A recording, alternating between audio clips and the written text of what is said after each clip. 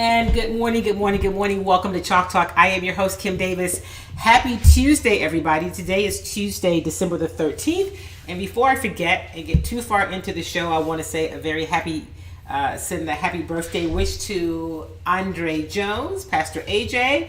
You have seen him on Chalk Talk a number of times. And so in case he's watching, happy birthday, AJ. I will send you a note later, but I wanted to at least start the show with acknowledging that. Welcome to all of you. Thank you as always for being a part of Chalk Talk as we get started. Okay, I've got to do one little thing. Just hang in with me for a second. I have a settings deal. Let me make sure that I get my right. There we go. Okay, I had to get the audio. My headset's in place. Okay, so welcome to Chalk Talk. Super excited about today's show. Have a great guest that's going to be joining us in about 15 to 20 minutes. We've got so much to get to today, and I am committed to get you out on time. I went long last week. We had Cody Davis in from Locked On Texans podcast. It was fun talking with him. And, you know, my goal is always to get you out in 45 minutes. The hour mark it's supposed to be when it happens. Sometimes the engagement and conversations are so great, but that's one of the things that we're working on here at Chalk Talk to make sure that we honor your time so that you'll come back. If you are watching the replays, drop something in the chat and let us know that you were here. We are so glad to have you share in the show with us. And as always, we want to make sure that we let you know about the people who help make this show possible. Today's show is brought to you in part by the World Youth Foundation. So much amazing work happening with Karen Franklin and her entire team. Went to a volunteer appreciation event on Sunday evening, and I'm just always blown away at not only the level of commitment by Karen Franklin, who has been doing this work for more than 30 years, but all the people she manages to engage and get involved to come and do this work with her. So continued success.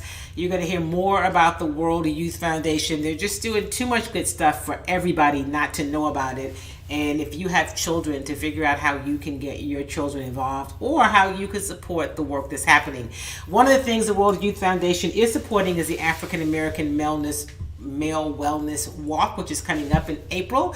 And our guest today, Pastor Jay, is going to talk about that. I've been talking to you guys about this event, and I'm talking to you really about the work and about the need. And so Pastor Jay is going to join me today, and we're going to talk a little bit more about what the African American Male Wellness Agency is doing, and also the 100 Black Men of Houston, as Pastor Jay is stepping into in January, will be the organization, the local president for the Houston chapter. All right, so it's been a busy week, but let's first remind you about our great partners, starting with Jinka. And I'm going to be sharing it on my social. I don't have it today, another ad about Jinka. There's a soap that Jinka makes. You know about the turmeric paste if you've been following this show. If you don't, go to ilovejinka.com. I want you to know about the turmeric paste, right? It's amazing, and with this triple kind of threat of these respiratory challenges, you need some I Love Jinka in your life. You need that turmeric paste, whether you get the paste, you take the veggie capsules, you get the powder. You want it to help protect your immune system. You want it to decrease inflammation in your body. You just want it. And if you are in the Houston area, you can pick it up at HEB stores. If your HEB store does not carry it, ask for the store manager and let them know that you're interested in having Jinka in your store and that you're interested in having it all the time. So the goal is for HEB to put the Jinka products in their warehouse so there's not the supply issue around the market. The Jinka team has been doing a great job of making Jinka. It's just about distribution. So we're encouraging you to encourage your store managers, if you shop at HEB, to warehouse Jinka. And if you're in the store, here's where you find it. Here at HEB, in the Healthy Living Department, the probiotics, you can find Jinka 7 days a week. Yeah. Look at a lot of Jinka sale. Look at that. Jinka. That's where you find it, in the healthy living section at the HEB stores, but you can also get it online at ilovejinka.com. That's the website. And speaking of websites, go to kimmytreats.com to get your popcorn. It's great for the holidays. If you're having a gathering, if you're going someplace and you want to take something, maybe you don't want to take a bottle of wine or apple cider. Maybe you want to take some popcorn. Go to kimmytreats.com and order your popcorn today. And also make sure that you get your body butter, the organic hand whipped body butter. We have fresh batches are made. It's all available on the website at kimmytreats.com. Vegan popcorn, clean, tasty, yummy. You won't be disappointed.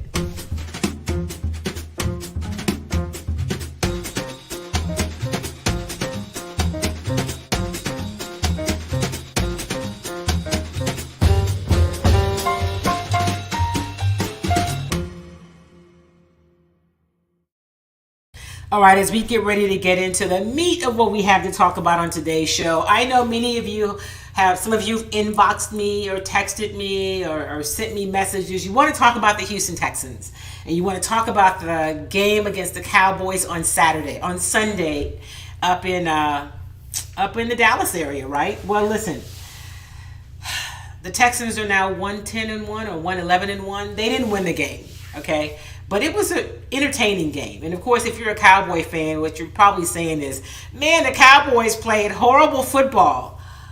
But what I will say is the Texans did a lot of things right. Yes, it was not the Cowboys' finest hour, but, especially when you look at the turnovers.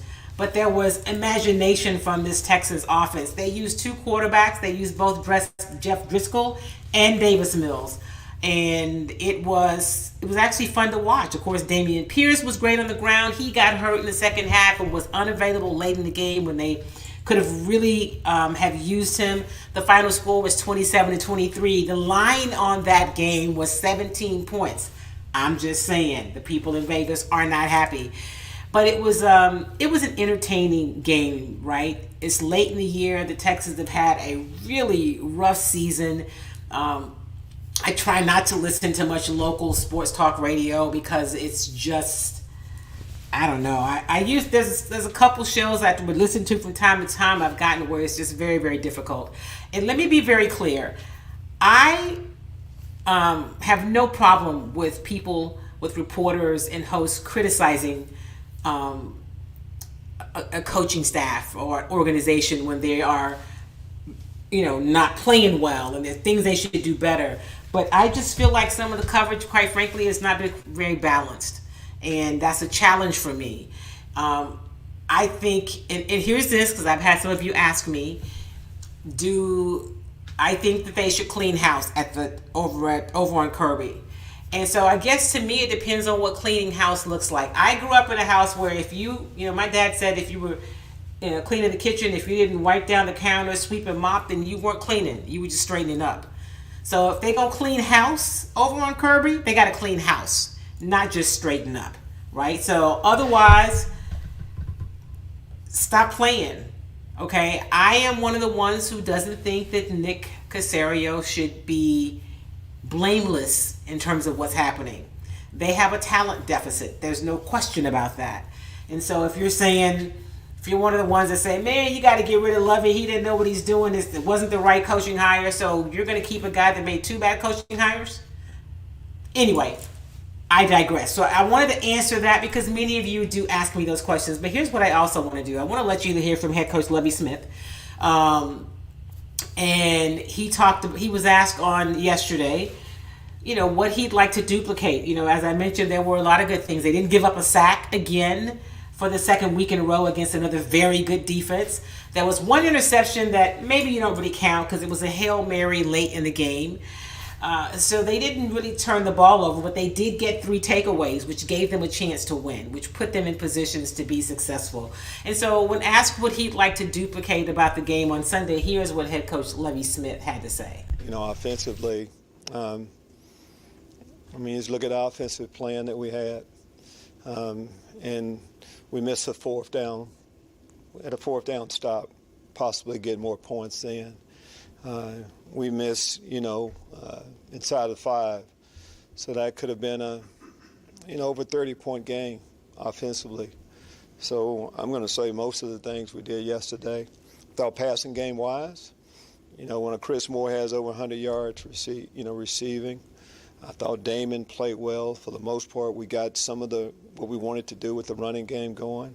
So there's a lot that we would like to duplicate from what we did yesterday. We'll need to. So, of course, this weekend, the Houston Texans will host the Kansas City Chiefs, another team that is talked about when you talk about, not the World Series. That's where my mind is, right? That's what I've had a chance to cover over the last few years. When you talk about the Super Bowl, the Kansas City Chiefs and Pat Mahomes and that crew is coming to town on Sunday. So they're gonna have to really, they being the Texans, find some ways to do some other things that are important. I'm just trying to pull up some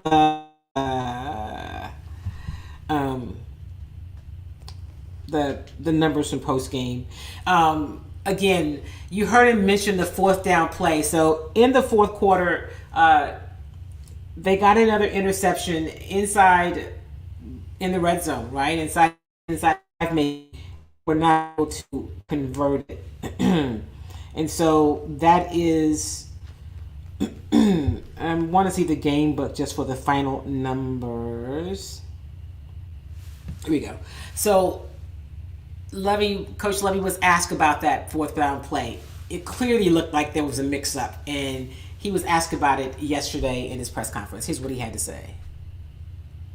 Aaron, you got to hit me with that. How was this supposed to work? Man, it's supposed to cross the goal line. What do you mean, how was this supposed to work? You said option, right? Option. So any option, quarterback option, quarterback keeps it or he pitches it to Rex, and one of them scores. We had some breakdown. Most of the plays, when I say execution, there's a breakdown, and we had a breakdown. I don't think I've come in here ever and start pointing at exactly who it was. We didn't execute well. We had a breakdown in how we really wanted to block that initial formation. Aaron, you got to hit me. Aaron, you got to hit me with that. How was this supposed to work? Man, it's supposed to cross the goal line. What do you mean? How was this supposed to work? You said option, right? Option. So any option, quarterback option, quarterback keeps it or he pitches it to Rex, and one of them scores. We had some breakdown. Most of the plays, when I say execution, there's a breakdown, and we had a breakdown. I don't think I've come in here ever and start pointing at exactly who it was. We didn't execute well. We had a breakdown in how we really wanted to block that. The initial formation wasn't correct. So we had some things like that didn't lend us to scoring on really the last couple of plays. So, and for those of you who may not always, you don't get to see the whole press conference, but that's not his personality, right? He's not being cantankerous. He's just a little sense of humor. Like, what was supposed to happen? Supposed to cross the goal line. So late in the game, it was in the 4th quarter, after Tremon Smith had intercepted his 2nd pass of the day. Let me put a pin in it there. He was playing because Steve Nelson got hurt. So the Texans were without their starting corners. Derek Stingley Jr. has been out a few weeks, and then Steve Nelson went out in the game. So Tremon Smith recorded the first 2 interceptions of his career, becoming the first Texans rookie since Jalen Petrie in week 3 to do that. So late in the game, there was a play that was a mix-up. You might call it a busted play. After Tremon Smith intercepted Dak on the Cowboys 4-yard line, and it looked like mass confusion. I don't know if, listen, I can appreciate the fact that Lovie Smith doesn't want to just come and say, it was Driskel, he went the wrong way, or it should have been, it should have been Burkhead, it should have been Mills, whoever. He's never going to come to the podium and call out the particular player. He'll say it was a mix-up, something didn't happen. He may say the O-line didn't play well. They did play well this week, other than the fact that Laramie Tunsil jumped offside and had late holding penalties. But I digress. I'm trying to be there with Laramie Tunsil, guys. You know that. But I think that's what leadership is. He's not going to come to the podium and call out individual players. And for those of you who say, why does he come to the podium and act as though things are good? Well, let me ask you, what is he supposed to say? Hey, we're 110, we're 111-1, we're awful, we didn't do anything right, these guys can't play dead. I mean, he's got to come and show you and talk about the things that are positive. That's part of his job, and that's part of what he's got to do, and that's part of what he owes those men in that locker room. So I just think that, quite frankly, at this point, nothing he can do will please some, especially some of my colleagues in the media. And I just think that's unfortunate. Has this coaching staff not looked great a lot of times this season? Absolutely. But here's a couple of things we're not going to do. Not on my show and not when I'm talking about it. We're not going to call the coaches by name. We're not going to call them names, right? He's Lovie Smith or Coach Smith. He's Pep Hamilton. We're not calling them all the names. And so if you get on my page and if I respond to you that way and then you seem to lose your mind and I block you, that's why. I don't think that's a part of what we do. I don't think you have to go that route. And I think we just got to talk to each other in a way that's much more respectful. Okay, one more piece I'm going to let you hear from Lovie Smith. So they played two quarterbacks on Sunday, right? They played Jeff Driskel and it was Davis Mills back after being sat for 2 weeks. Let me just give you the final numbers for the two. So, I mean, it was better, right? Their overall, where are we? So here are the final individual statistics. So Davis Mills completed 16 of 21 passes for 175 yards, one interception if you want to, charge him with that, the Hail Mary at the end of the game. And then Jeff Driskel completed 4 of 6 passes for 48 yards and 1 touchdown. The longest was 28. And then in rushing, Damian Pierce carried the ball 22 times for 78 yards and a touchdown. Jeff Driskel carried the ball 7 times for 36 yards. The Texans finished with a total of 114 yards rushing. And on the other side, what did they do?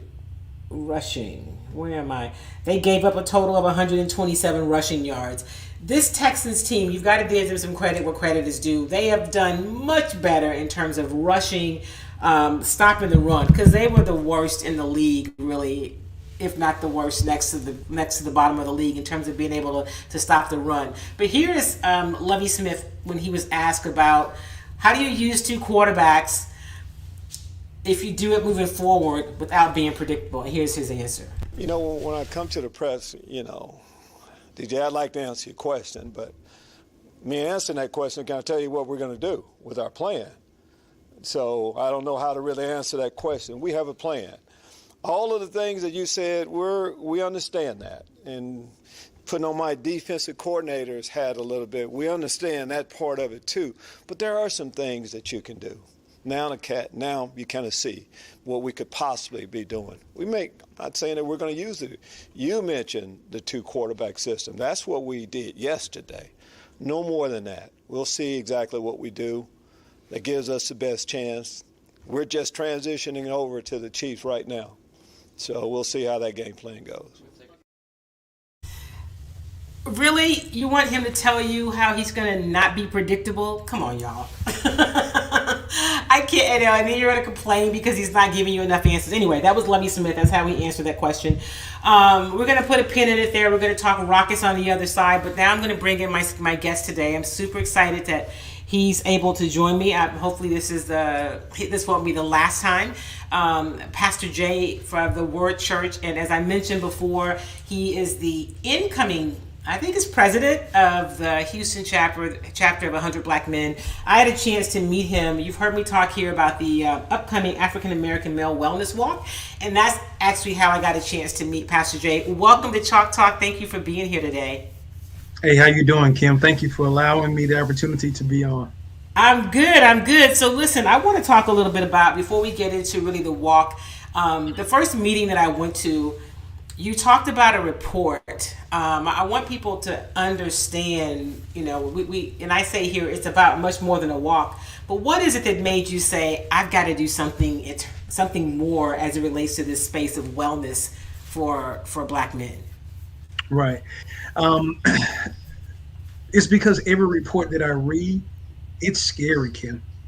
When you start to think about health, there is a age gap of life expectancy between African American men and our counterparts, 12 years. Then we start thinking about the wellness gap. We start thinking about the financial gap. We start thinking about the education gap. We start thinking about ownership gap. I mean, there are so many gaps in our community, and so I believe that our health is our wealth, and I think that it starts there. I think when you have the mind to eat better and move, you feel better and you want to do better. So I think that gets those endorphins moving, and it puts you in the right mind space and head frame to move forward to address some of those other areas. And we're not just talking about physical wellness, because there are a lot of people that their blood pressure may be low, BMI may be straight, they may be cut like a board, but mentally they're going through some dark times. So it's really just talking about the wellness in totality of African American men. And I know I want to speak for the African American community, but I'm going to really stick my neck out and say, man, if we can get our brothers right, get them back in position, get them back in place, I believe that the village now comes and gets in his rightful place. Pastor Jay, you said one of the things I remember you said at the beginning was in that first meeting that I attended when you talked about this. You said, you've been doing the work as it relates to our men who are incarcerated in terms of reentry and helping them get back on the other side. But you do all this work to get them home, and then their life expectancy is short because that 12-year gap is for preventable diseases and issues, which is really staggering when you think about it that way. Right. And, Kim, there are so many factors that go with that. I work out every morning. I think in the meeting when you came, we asked about, what was your fun fact? And I said, my fun fact was that, I run 7 to 10 miles a day. So I know that's daunting, but I call it my cardio therapy. I really have an opportunity to beat that treadmill up and get some thoughts out of my head, because it's overwhelming sometimes when you think about all of the challenges that are against us. So, you think about some of our eating habits. And, I know this is not the platform, and I'm not going to take too much time with this because we got to talk about those Rockets because they looking good out there. But some of our eating habits are directly tied to some traditions that were given birth on plantations, and we call it, soul food. But it's not good for our soul, or it's not good for our bodies. But then on top of that, we have the issue about healthcare.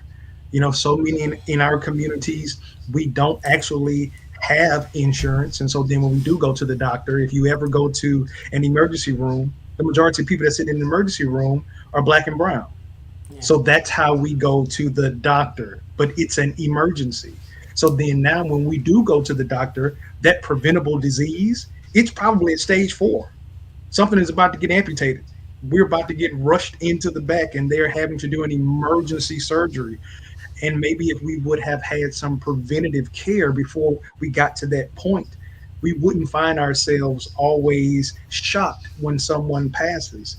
And then, even the disparity with actual African-American physicians, because there's a study that even talks about how a patient is more apt to have more of a cure when they see a Black doctor versus just being put on a pill. And then now that it's just so many things. So I really believe that, the things that we can control, I think it may start in between that fork and spoon. We're talking with Pastor Jay, and we're talking about African American men wellness, right? Wellness is all of it. It's financial wellness, right? It's emotional wellness. You guys started something. It's a month. Is it monthly? The Real Men Real Talk. And I know that the one you guys had in November. Obviously, I couldn't attend. I'm not a man. I was so excited to hear that you had 50 men show up. Can you tell me about what happened? Wait, stop! Don't call me ma'am. My birthday's next Monday, so I'm a little sensitive about the man thing. No, I appreciate the respect, but I ain't that much older than you, Pastor Jay. Now stop it. Well, happy birthday, Kim. Thank you. Tell me about Real Men Real Talk. What happens there, and what's the goal? Right. So again, as I mentioned about that mental health piece, I believe, and I speak on so many different platforms and so many different audiences. I was on a podcast that was talking about mental health and men. And one of the statements that I made was nobody came out of the great pause. And so I don't even call it what it is on paper. I just said it was the great pause, where for almost 2.5 years, we had no idea if we walked out, if we were going to get beat down by this invisible virus. Nobody came out of that pause and pressed play as the person that they were in 2019. Life changed. You're talking about to wear a mask or not, to get the vaccination or not. You're having family members that are dying. You're having jobs that are laying people off. So much happened. And to think that we can come back in society as if it's plug and play and we just move forward, I believe that we're setting ourselves up for some real PTSD issues in the upcoming months and years. And we think about PTSD as just our veterans that come home, but we experience trauma on a totally different level just by waking up every day being a Black man. So being in that space with Real Men Real Talk, I say it was the Planet Fitness version of a therapy session. It was a judgment-free zone, and we just had something called talk therapy. We just went around the room and just let brothers talk, and there was nobody there trying to come up with a diagnosis or trying to give anybody any medical steps or go home and take 2 of these and call me in the morning. It was just really brothers talking. You know, hearing brothers talk about how they grew up, talking about the weight that they carry on a daily basis, hearing brothers talk about not knowing if they're living up to the expectations of being a good father or being a good husband, because there's an expectation inside the house and outside of the house. But actually being in a space where we had brothers that were in tears. We actually had a clinical therapist there that got up and said, man, I'm not missing this. I needed this for myself. Yeah, that's awesome. You know, and sometimes the doctor needs a doctor. So, and then to be able to look around the room and as you mentioned, 50 men, and we had them paired up. And one of the pairs that stuck out to me that I think still makes that night worth the time that we were there was a young man that was 26 sitting next to a young man that was 56. And they both looked at each other in the eye. And after we went around at the end and they talked about, you know, their experience there, and they both said, the young man said, I was able to stare in the eyes of my future. Wow. And the older gentleman said, I was able to stare in the eyes of my past. And just think about coming together in the present. And now the older gentleman is able to pass on some life nuggets to this young man to help him be a better version at 56 than he ever was. That's what Real Men Real Talk was, you know, and it's an exciting time. We just had one last week. It was a virtual one, but it was talking about the holiday season and about how stressful the holidays are. You know, how, you know, Lifetime movies are playing and, you know, everybody is caroling.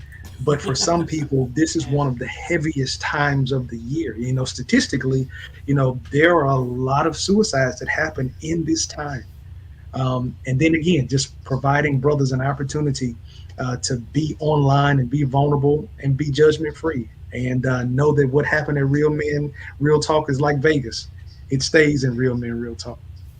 Talking to Pastor Jay, we're talking about the wellness and well-being overall of Black men, which is really exciting to me, right? When I first heard about it and was asked, hey, can you lend some time to this cause? And I was like, absolutely. And I love the fact that it is led by black men. I mean, we have others that are supporting, but I just love the fact that black men are saying, you know what, we matter. Our brothers matter, and we need to do something collectively to reach out and say, we got you. And I don't think we do that enough. And, women may do it, but it's got to be different when it's coming from another brother. How can people find out about Real Men with Real Talk? Are there going to be others? And what do you want? How do you find the men? I mean, who gets to come? If you are 8 months to 88 years, if you got a pulse, so we're thinking about, adding value. If you're young, we're planting seeds. And then, if you're older, we're helping you tend the garden. So we're speaking, I was about to say ministering, but it really is kind of ministry because ministry is a Latin word that means to help. So we're helping on both fronts. But yeah, because, in my thought process, to your point, Kim, it may be when you think about that life expectancy window, that 12-year gap, I can't try to start fixing a problem at 65. I have to start now making some deposits in a 13-year-old boy, a 21-year-old man, a 30-year-old that's trying to find his way and really bumping his head into the wall, trying to compete with social media and realizing that social media and real life are two totally different spectrums. So it is an ongoing process that I am happy to be a part of. And I'm really excited about sinking our teeth into some of the problems that black men may face in the city of Houston, but really come with some viable solutions. Because there's a McKinsey report that says in 2030, black men will be on the bottom of every matrix known to man. That's almost, we're pretty much in 2023. That's 7 years from now. Yeah, I have to tell you, when I read that report, it made me, I was kind of tearful. I thought, oh my gosh. Yeah. Because you just don't want to see your brothers that are lagging behind and suffering, and you want it to be addressed, right? Without, like you said, without it seeming like I'm judging you and telling you what you need to do. But how do we put our arms around each other, especially black men? I think we need it for black women, but this is a cause for black men. And when I read that McKinsey report, I was like, I got to do something, right? Yes, I can't be on the sidelines for this one. Right. So, right. Yeah. And that's, and I'm always big on that. Everybody won't be a Martin. Everybody won't be a Malcolm. Everybody won't be a Marcus Garvey. But you can be the best you that you can be.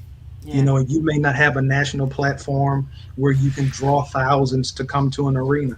But if you plant a seed in your nephew, you have a conversation with your son, when you go to the barbershop, if they trust you enough during the middle of the domino game, and you can just drop a seed in before you hit and ask for 20, you can drop a nugget in. You are helping us in this fight, because I always think about FUBU, for us, by us. Yeah. Because if it's not us, who's going to do it for us? Pastor Jay, I appreciate you. We have so much work to do. I'm glad to be doing this work alongside you and kind of following and helping where I can.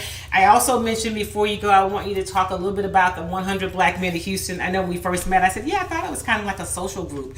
And you said, no, we here for some work. And I said, well, y'all got a messaging issue. But I think it's important to tie all those things together. It's great to have social clubs and fun, but I think the service part is huge. And I'm glad that this is also a part of the work. I know that you just got the 100 Black Men of Houston is one of the groups that got a grant from the Texans and the social inspired change for some of the work you're doing. So congratulations for that.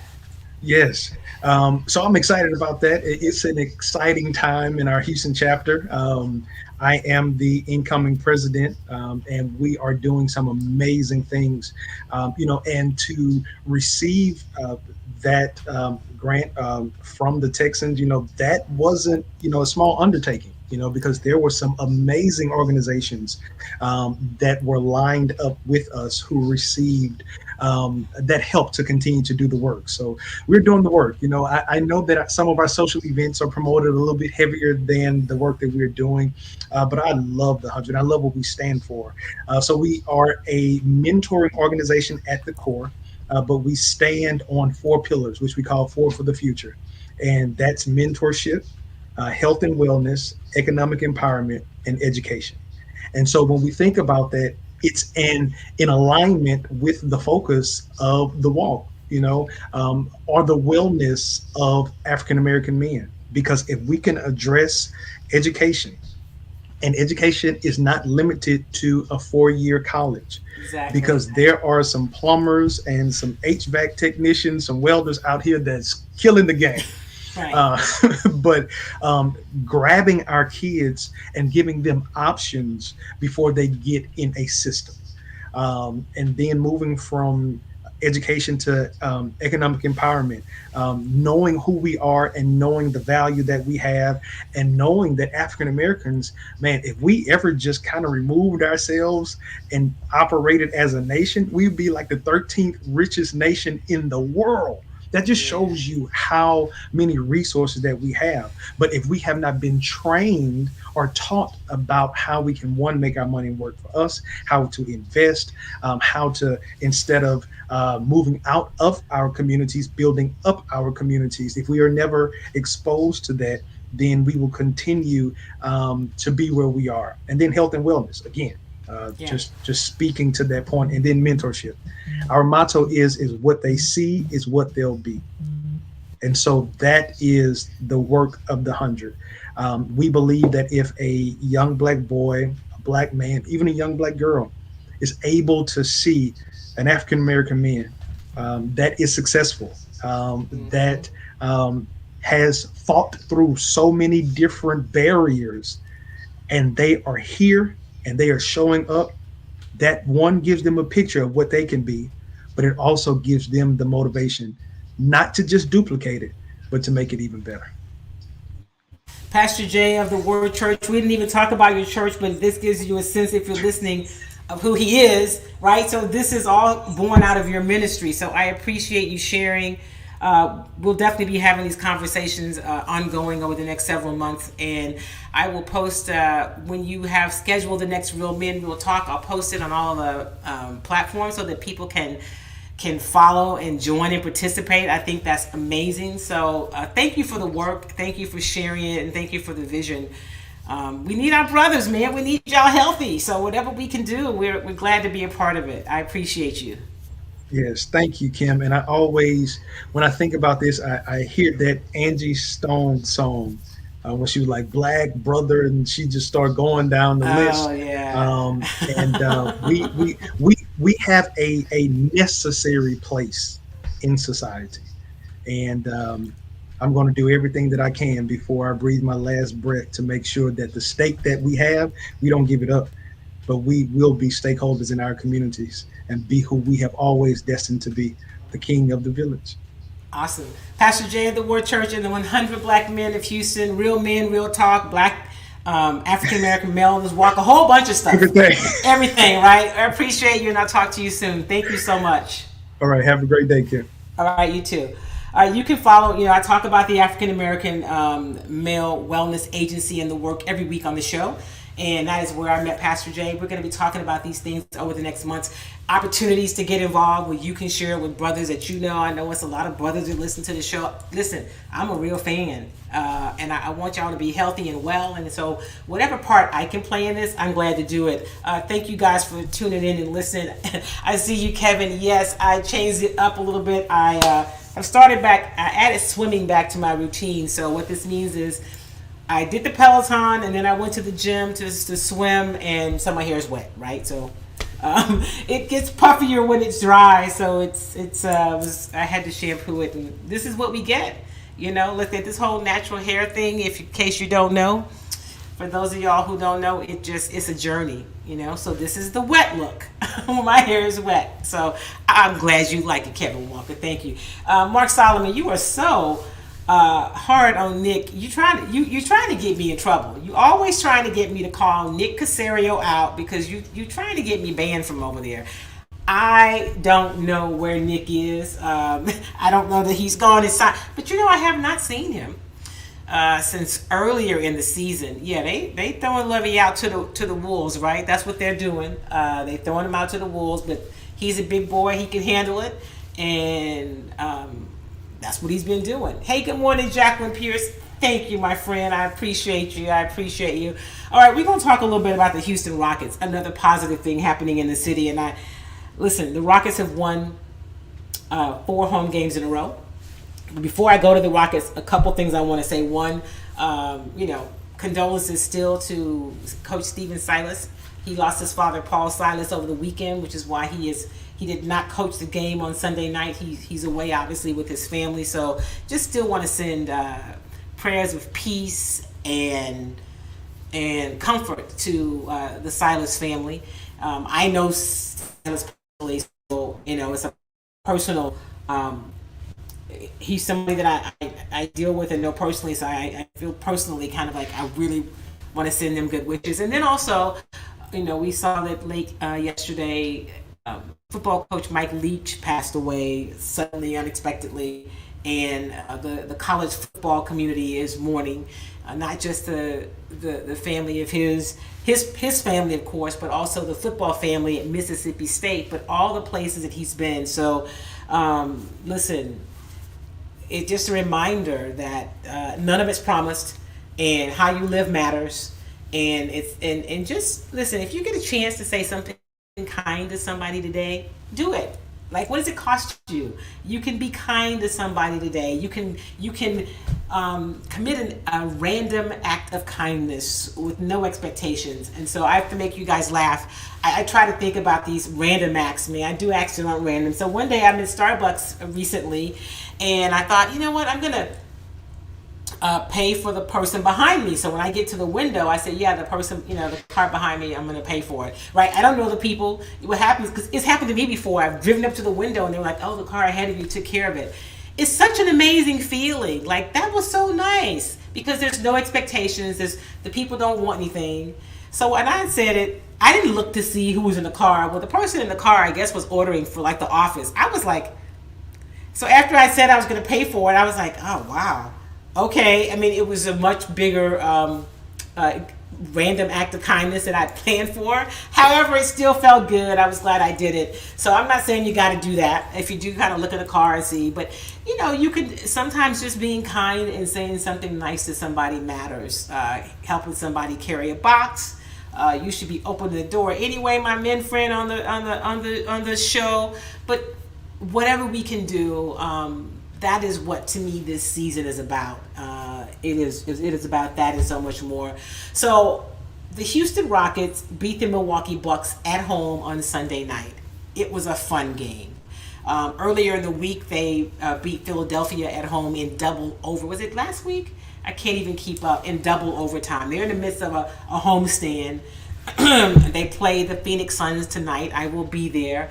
But right now, John Lucas is leading the team as Coach Silas is away, grieving his father, and with his family. Paul Silas, of course, is a legend in his own right in terms of basketball, and he was. I'm gonna say he was a young man. He was 79. He wasn't a baby, but 79 is not old. But it doesn't matter the age when you lose somebody that you love, and I know many of us have lost people.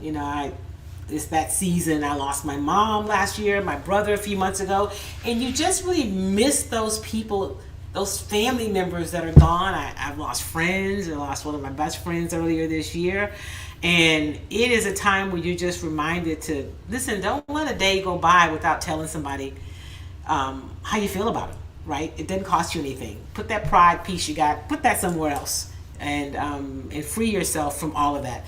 So as we talk about the Houston Rockets, I'm going to let you hear from John Lucas, because John Lucas actually is, let's see here. This is John after the game on Sunday. He cut a little, he cut a little jig on the floor, if you will. He was excited, but here's John Lucas in postgame. That's a good win for us. We had a good day of practice the other day. Talked about accountability, talking about being professional, and starting to grow up. We got to start thinking that we hide behind we're young.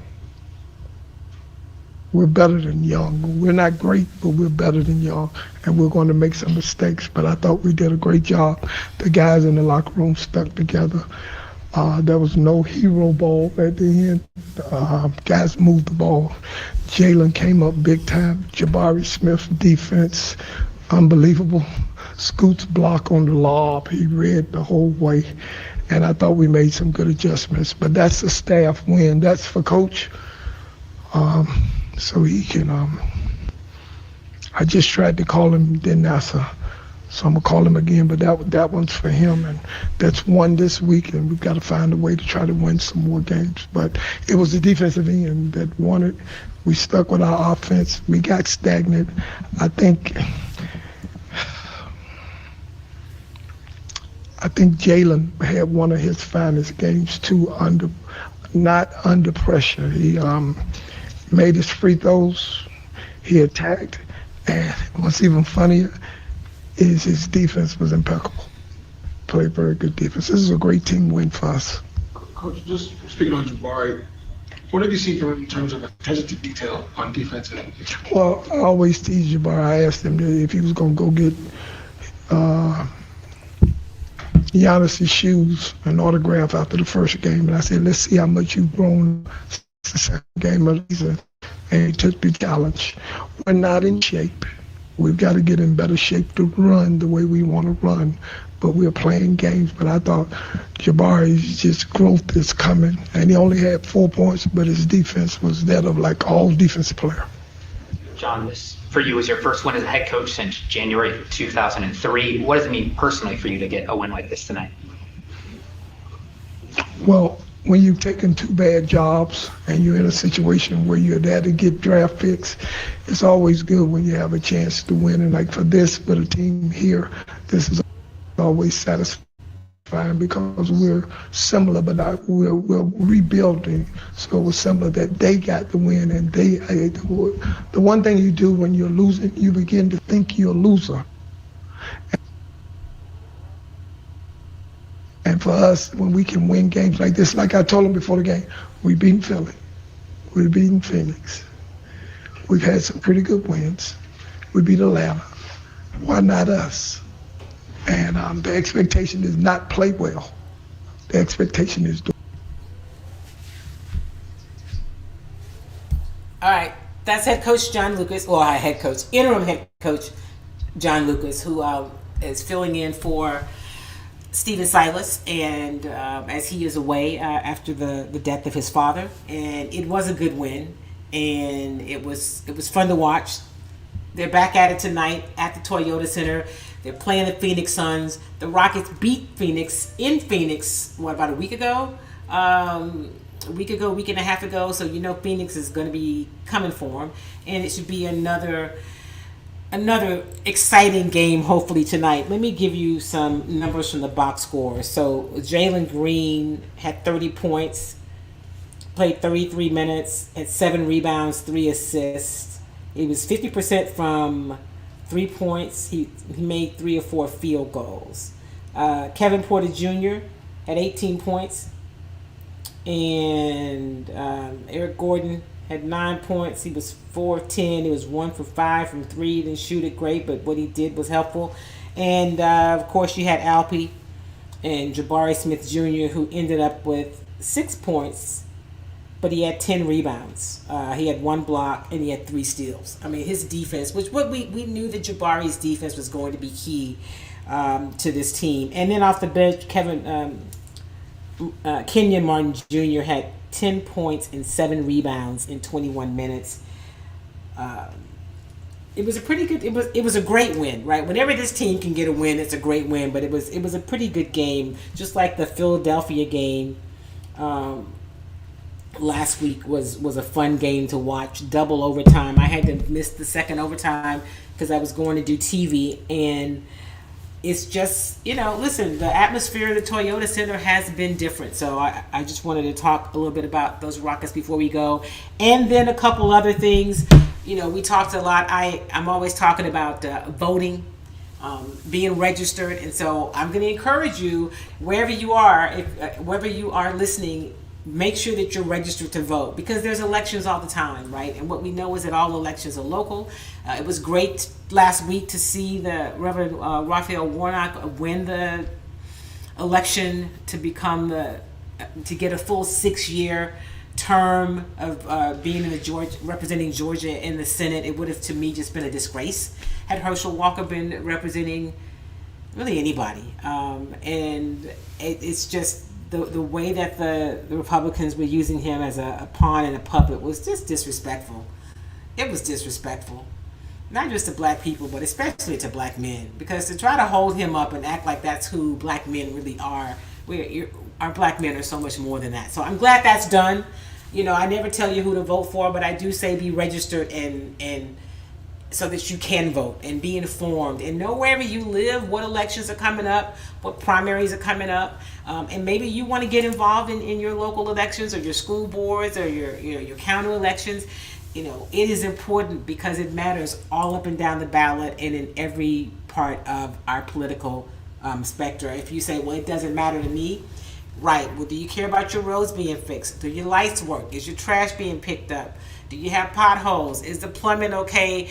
You know, when the water mains break, all that, politics matters because it's politicians who you call to get those things done. So I wanted to say that. And also, Brittany Griner came home last week. And I can't even say that I was surprised at the amount of, you know, people that were like, "Oh my gosh, you brought her home and you left a military, you know, a former, you know, you left a veteran."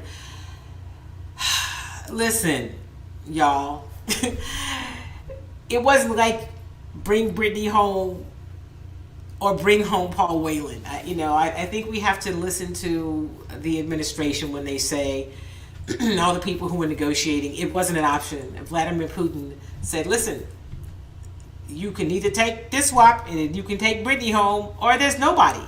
And so one of the things I encourage people to do is not to have all the answers.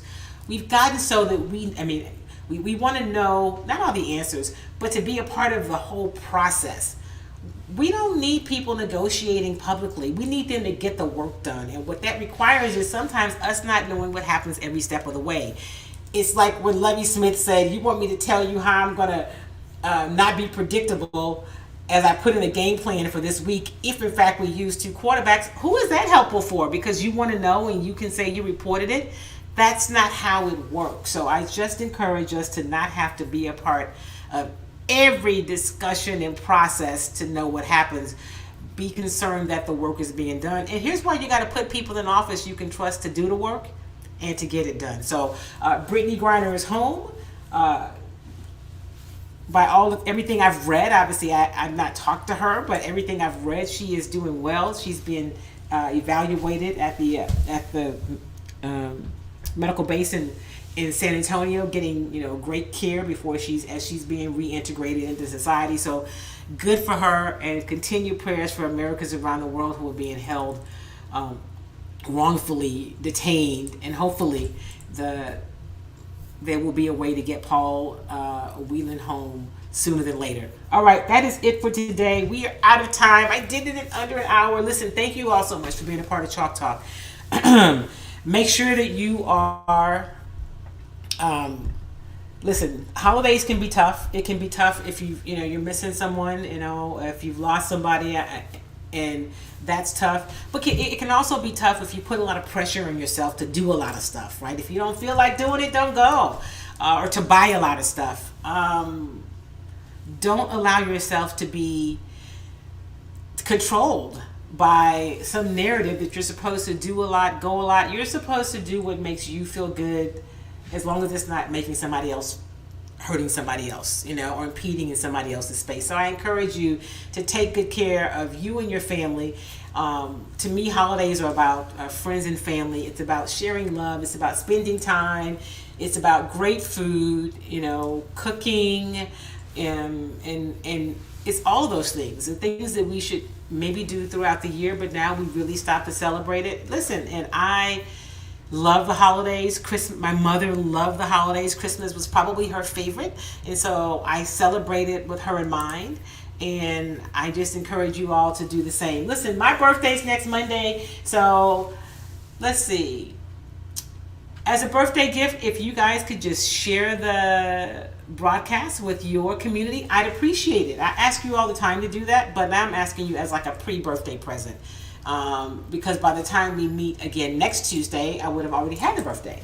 But we can still celebrate. So listen, make it a great, great week. Remember, the World Youth Foundation is a title sponsor of Chalk Talk. You're going to be hearing more about the work of the World Youth Foundation. If you have kids, how you can get your kids involved in some amazing work, and you will not be disappointed. They've got, Karen has great volunteers, people with high integrity, and who are super smart and professional. You'll be surprised at the people that your children will get a chance to interact with and learn from. It's just a great, great environment. So make sure you check out the World Youth Foundation and be on the lookout as we continue to talk about the African American Male Wellness Agency's walk. And the next Real Men, Real Talk, I'll post it as soon as they pick a date. I encourage you to go, or encourage somebody you know to go. If you're a man, if you're a black man, to go and be a part of the conversation, because we need to do more of that. We need you to do more of that. And so I'm encouraging you as well. And remember to support the people that support us. I Love Jinka at ilovejinka.com, and also Kimmy Treats at kimmytreats.com.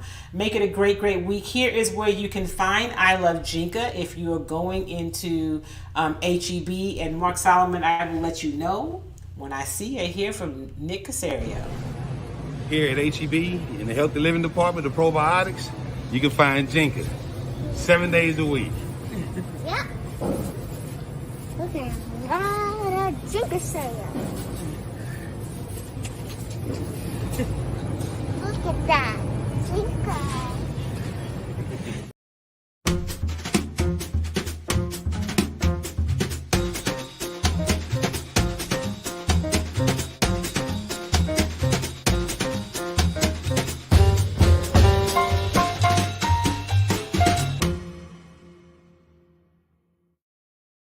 So remember, do something kind for yourself or something kind for somebody else. If you have not gotten the flu shot, I would encourage you to get it. They're expecting a really rough flu season.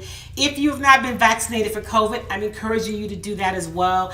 And but when you're in some of those tight places, you might want to go ahead on and put a mask on. I'm in an elevator, or when I'm in places like that, I go ahead and pop my mask on. I don't really care what kind of looks I get, because I don't have time to be sick. I'm an entrepreneur and I don't get paid. I don't get my sick days are not paid, so I need to be as healthy as possible. And Mark, I'm glad that you appreciate it. I'll let Nick know that you're looking for him. I'm sure he'll be glad about that. Have a great week, everybody. Until next time, I'll see you on Chalk Talk next Tuesday. Follow me on the platforms on Twitter and Facebook and Instagram. I'll be keeping you updated about pretty much everything else. Make it a great week, everybody.